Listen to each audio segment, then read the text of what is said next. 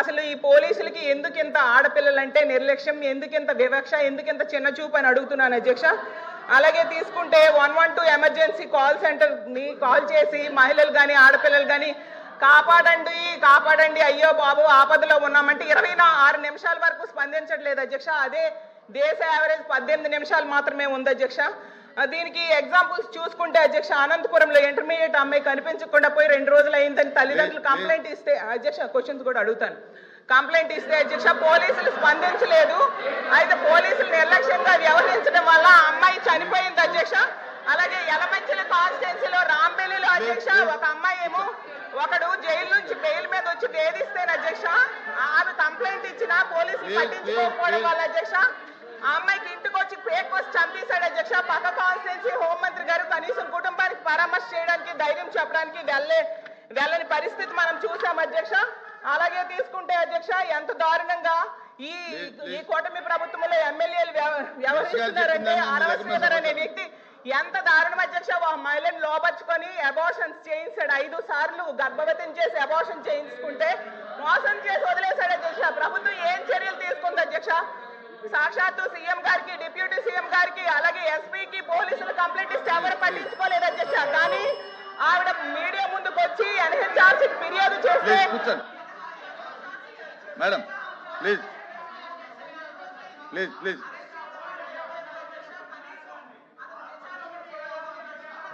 Please please please please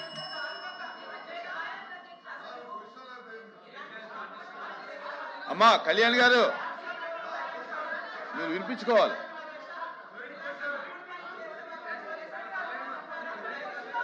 ఇలాంటి దుర్మార్గులు మహిళల మీద చిన్నారుల మీద అత్యాచారాలు చేస్తున్నారు అధ్యక్ష. నేను ఒకటే అడుగుతున్నాను, ఈ హాస్టల్స్ లో అమ్మా అధ్యక్ష హాస్టల్స్ లో ఎంత మంది అఘాయిత్యాలకు అత్యాచారాలు గురవుతున్నారు అధ్యక్ష? హాస్టల్స్ ఏమ్మా నా కళ్యాణ్ గారు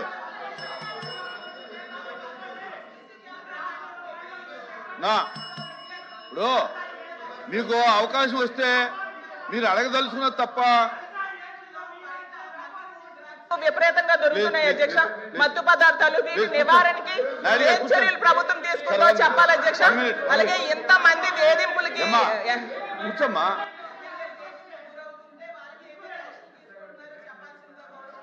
please please please please please please please please కూర్చో. 20 నిమిషాలు అయితే మనకి అది మరి ప్రశ్నలు ఉన్న వాళ్ళకి సమాధానాలు ఎలాగో అధ్యక్ష. కూర్చోండి కూర్చో.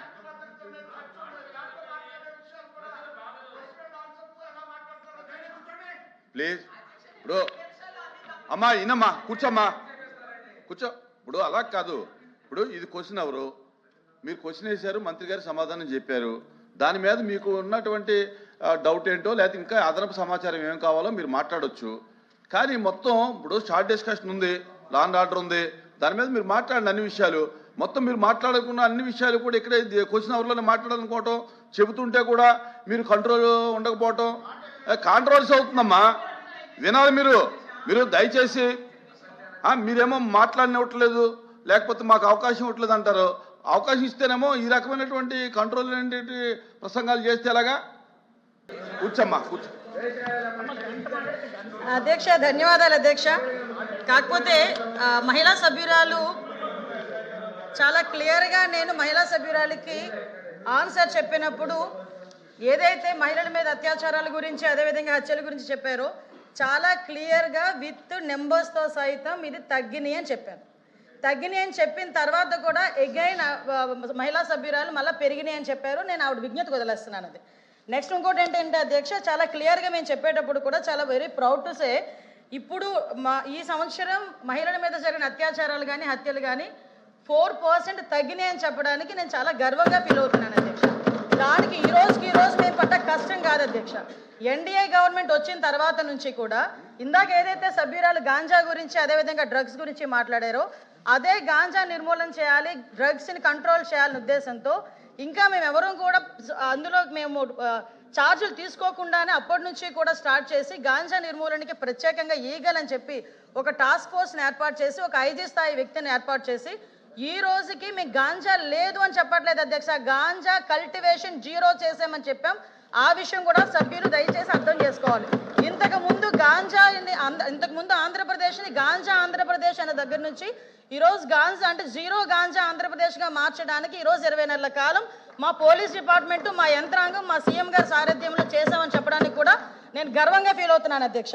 అదేవిధంగా మీ శక్తి యాప్ ఇంతకుముందు దిశ యాప్ అని చెప్పి పెట్టి దిశ చట్టం అని చెప్పి సుమారుగా 5 సంవత్సరాలు కూడా మహిళల్ని మోసం చేయడమే కాకుండా ఆఖరికి కేంద్ర ప్రభుత్వాన్ని కూడా మోసం చేసే పరిస్థితి దగ్గర నుంచి ఈరోజు శక్తి యాప్ని మేము ఏర్పాటు చేసి ఆ శక్తి యాప్లో సుమారుగా 16 పారామీటర్స్ని ఏర్పాటు చేసుకొని దానికి సపరేట్గా ఉమెన్ అండ్ చైల్డ్ సేఫ్టీ వింగ్ని ఏర్పాటు చేసుకొని ఒక ఐజీ స్థాయి వ్యక్తిని దీనికి కూడా మేము ఏర్పాటు చేసుకుని వాళ్ళ ఒక ఆఫీసర్ని అలొకేట్ చేసి ఉమెన్ అండ్ చైల్డ్కి సంబంధించి సేఫ్టీ విషయంలో ప్రత్యేకంగా ఒక విభాగాన్ని ఏర్పాటు చేసాం. దీన్ని లాస్ట్ ఉమెన్స్ డేకి ఏర్పాటు చేసిన తర్వాత ఈ రోజుకి శక్తి యాప్ దగ్గర 1,50,00,000 మంది మహిళలు ఇన్స్టాల్ చేసుకున్నారు, వాళ్ళు డౌన్లోడ్ చేసుకున్నారు అధ్యక్ష. అంతేకాకుండా వీళ్ళకి సెపరేట్గా వాట్సాప్ ఒక నెంబర్ కూడా ఏర్పాటు చేసాం. 7993485111 అనే ఒక వాట్సాప్ నెంబర్ని కూడా ఏర్పాటు చేసి ఎవరైనా మహిళలకు ఎక్కడైనా ఏ ఆపద జరిగినా కూడా ఈ వాట్సాప్ నెంబర్కి జస్ట్ ఒక క్లిక్ చేస్తే చాలు, మాకు అందులోకి ఈ యాప్ని తీసుకుని యాప్లో కూడా జస్ట్ ఫోటో డౌన్లోడ్ చేసినా లేదా SOS చెప్పినా కూడా మేము చాలా క్లియర్గా చేస్తున్నాం. అదేవిధంగా 112కి సంబంధించి కూడా మేడం మాట్లాడారు. ఈ 112కి సంబంధించి కానీ ఈ శక్తి మొబైల్ రిజిస్ట్రేషన్స్ కానీ చూస్తే అధ్యక్ష దగ్గర డౌన్లోడ్ చేసుకున్నవి చెప్పాను అధ్యక్ష. SOS కాల్స్ దగ్గర 29,772 ఈ 1 yearలో మేము చెప్తుంది 8/3/2025 వరకు చెప్తున్నాం అధ్యక్ష. అదేవిధంగా 8/3/25 నుంచి చెప్తున్నాం అధ్యక్ష, అక్కడ నుంచి ఇప్పటి వరకు చెప్తున్నాం. Actionable calls 844 calls. అదేవిధంగా FIR రిజిస్టర్ అయినాయి కూడా 45 FIR రిజిస్టర్ అయినాయి.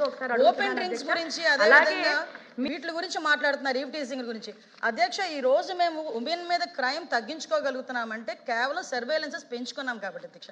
ఎక్కడైనా ఈవినింగ్ అయ్యేసరికి స్కూల్ దగ్గర కాలేజీల దగ్గర డ్రోన్ ఎగురుతుంది, ఒక్కసారి ఎవరైనా సభ్యులు వచ్చి చూస్తే చూడమనొచ్చు అధ్యక్ష. ఎందుకంటే డ్రోన్ సర్వేలెన్స్ పెడుతున్నాం, CCTV సర్వేలెన్సెస్ పెడుతున్నాం ఎవ్రీవేర్. ఉమెన్ అండ్ చైల్డ్ వెల్ఫేర్తో పాటు ఎడ్యుకేషన్ డిపార్ట్మెంట్ కోఆర్డినేషన్తో బ్యాడ్ టచ్ గుడ్ టచ్కి సంబంధించి కూడా ఈరోజు మేము అవేర్నెస్ ప్రోగ్రామ్స్ కండక్ట్ చేస్తున్నాం. ఇందాక సభ్యురాలు మదనపల్లి కేసు గురించి మాట్లాడారు అధ్యక్ష. మదనపల్లి కేసు నిజంగా చాలా దురదృష్టమైన సంఘటన. ఎందుకంటే అటువంటి పశువు లాంటి వ్యక్తులు ఈరోజు సమాజంలో కొంతమంది తిరుగుతున్న సందర్భాలని కూడా మనం చూస్తున్నాం అధ్యక్ష. దీని మీద గవర్నమెంట్ ఎంత సీరియస్గా యాక్షన్ తీసుకున్నదన్న సంగతి కూడా తెలిసి ఆ ప్రెజర్ తట్టుకోలేక ఆత్మహత్యలు చేసుకున్న సందర్భాన్ని కూడా నేను ఈ సభలో ఉద్ఘాటిస్తున్నాను అధ్యక్ష.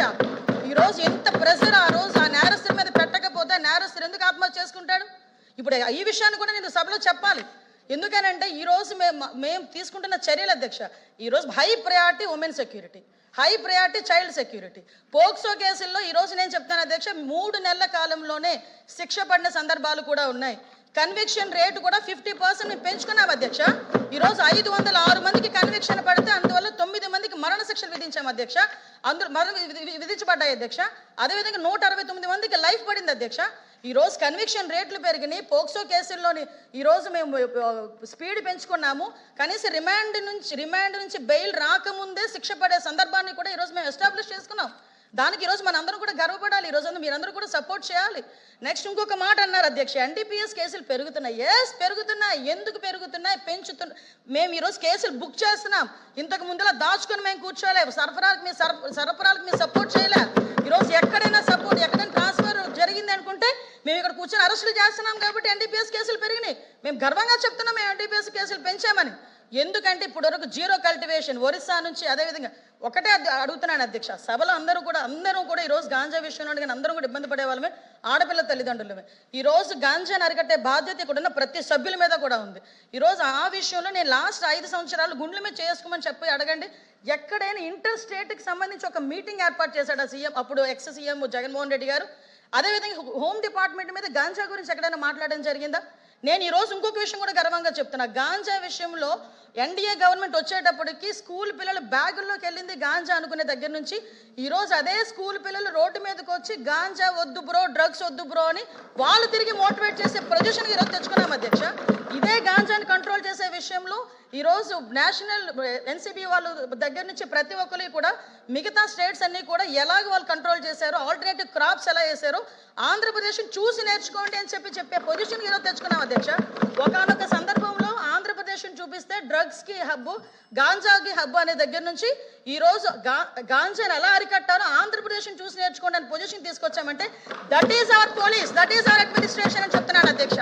అంతే తప్పించి ఈరోజు మళ్ళీ చెప్తున్నా, ఎవరు దొరకలేదు, అందరి గురించి ఎదుగుతున్నామమ్మా. ఆఖరికి డోర్ డెలివరీలు చేసిన వాళ్ళ కుటుంబ సభ్యులను కూడా ఎత్తుకుతున్నాం. వాటి మీద కూడా మేము దృష్టి పెట్టాం. వాటి గురించి కూడా మాట్లాడుకుందాం. ఒకటే చెప్తున్నా, ఈ రోజు high priority with in 24 to 48 hours ఏ నిందితుడినైనా పట్టుకొని లోపలేస్తున్నాం. ఇంకోటి చెప్తున్నా అధ్యక్ష, పోక్సో కేసుల్లో ఎవరైతే హ్యాబిచువల్ అఫెండర్స్ ఉన్నారో వాళ్ళని కూడా ట్రాకింగ్ లో పెట్టాం, రౌడీ షీట్ని ట్రాకింగ్ లో పెట్టాం. కాబట్టే లా అండ్ ఆర్డర్ మేము కంట్రోల్ చేయగలుగుతున్నాం. లా అండ్ ఆర్డర్ విషయంలో కూడా ఓవరాల్ క్రైమ్ ను కూడా 6% తగ్గించుకున్నామని చెప్పి కూడా గర్వంగా చెప్తున్నాను అధ్యక్ష. Question number 14249